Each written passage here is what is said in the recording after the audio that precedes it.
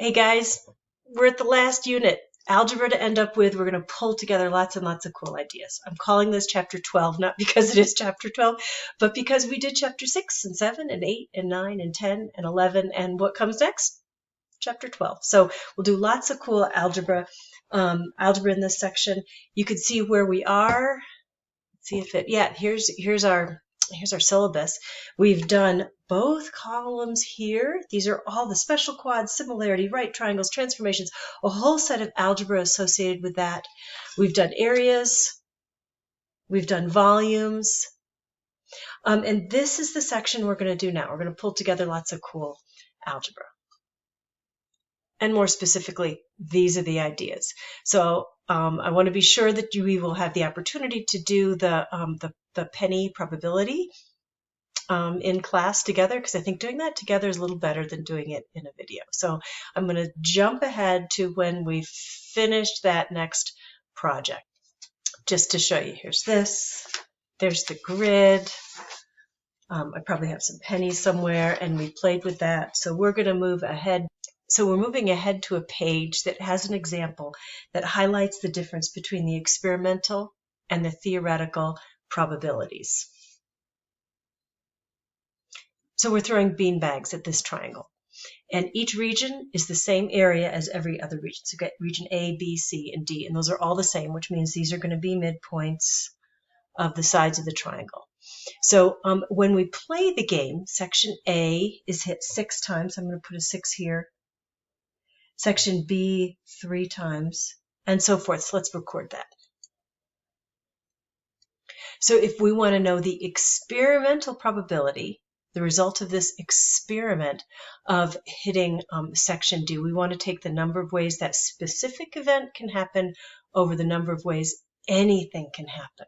So you got to do a little addition for that anything can happen. Go ahead.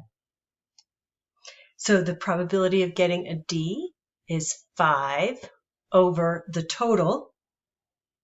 I need the total. The odds are if I leave out that 5.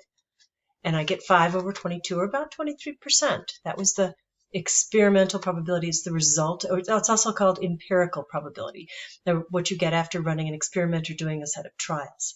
The theoretical probability, or theoretically, because there's 1, 2, 3, 4 different sections, the theoretical probability is 1 out of 4. Here's another example. Let's say we have a standard number cube, a die, like a dice. Dice is plural, die is singular. So standard dice, it's you know what this looks like. And there's 1 dot, 2 dot, 3 dot, 4, 6. There's 6 sides. So how does 3? 3 is in a diagonal. 2, 3, 4, 5, 6. So we want to look at the experimental probability, not the theoretical. Experimental probability of rolling a 5. So we've rolled it 1, 2, 3, 4, 5, 6, 7, 8, 9, 10 times. That fits. How many times did we get a 5? Once. So the probability of rolling a 5 is 1/10. It's experimental, not the theoretical.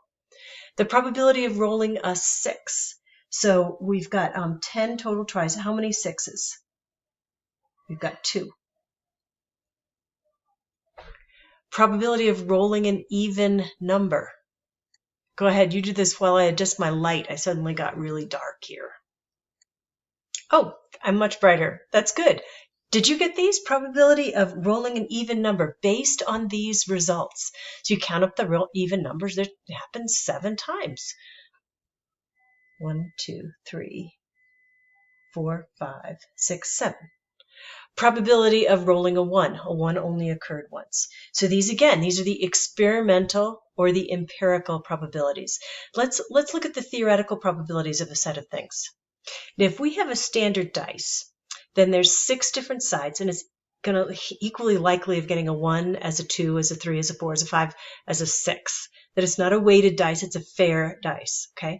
Find the theoretical probability of rolling a 5. Well, of your options, and if all of these are equal, you've got 1 out of 6 chance of rolling a 5.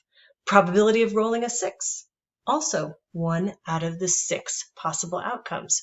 The probability of rolling an even number. And this is theoretical again.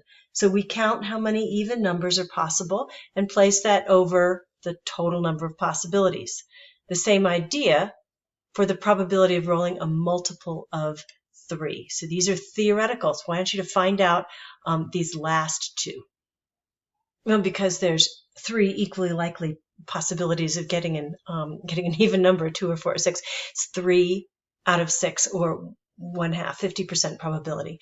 The probability of rolling a multiple of 3, there's 2 multiples of 3 in our equally likely selections, a 3 and a 6, so 2 out of 6 reduced to 1 out of 3.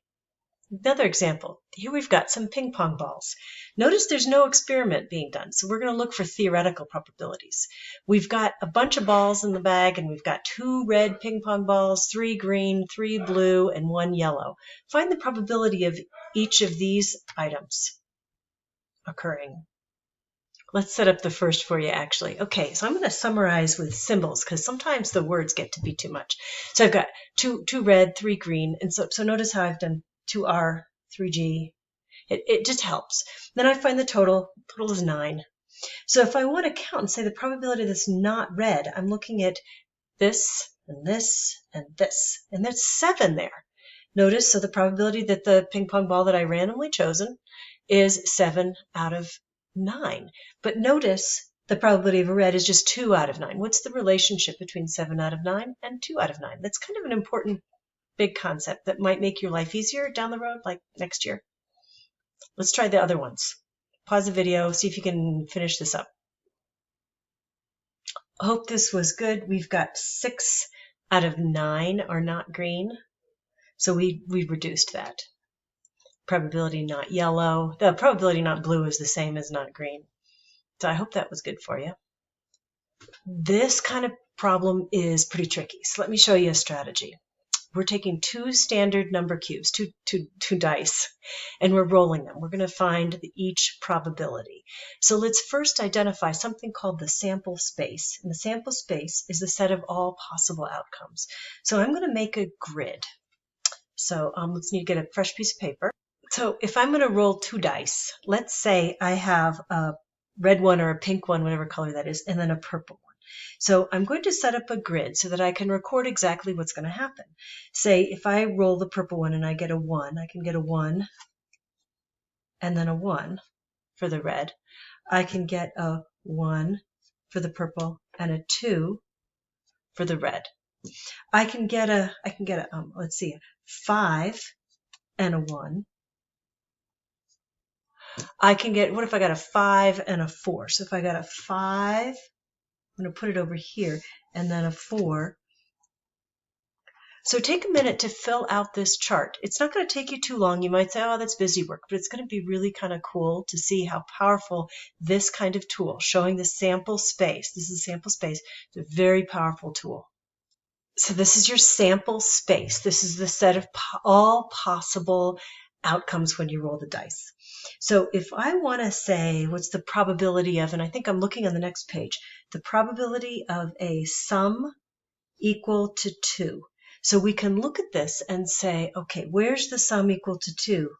There's only one option, and it's right there. How many total squares are there? What is my total number of possibilities? 6 times 6 is 36. So the probability where the sum is 2 is 1/36.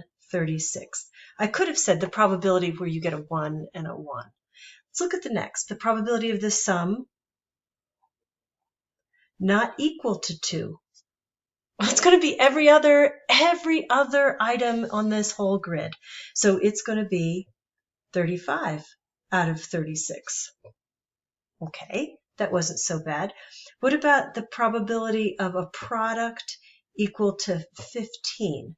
So let's look at the chart and see where's the product equal to 15. I think we need a 3 and a 5, so I'm going to circle them very lightly on this graph. So why don't you do that too and find the probability that the product equals 15. Do you see them? There's only 2 cases.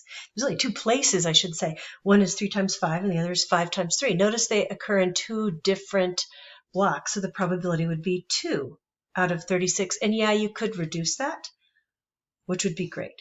What about a probability of, let's actually break this next one down for the sum equals 6. Where is the sum equal to 6? Count those out and see if you can find that probability. Did you notice that where the sum is equal to 6, they occur in a diagonal? This next diagonal would be a sum equal to 7. The next one, sum equal to 8. That's kind of cool. So how many are there? 1, 2, 3, 4, 5.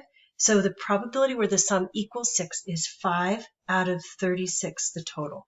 So what was asked on the page was a sum greater than 6. So a probability of a sum greater than 6. Okay, probability of a sum greater than 6. So we want to count those. Where's the sum greater than 6? You don't want to include, those would be equal. So you can count all the remaining squares down here and find the probability that the sum is greater than 6. Did I count okay? Are there 21 out of 36 total, which reduces, divide them both by 3, 7 out of 12. Might this be useful? If you're doing a little gambling, it might be. Or playing Yahtzee. You guys play Yahtzee? Probability of an even sum, you could count them up, but you might also think about that. It's going to be 18 out of 36 or 50% chance. So now I think we've done it. You've seen your sample space as the set of possible outcomes, and that's what I've got keyed for the homework.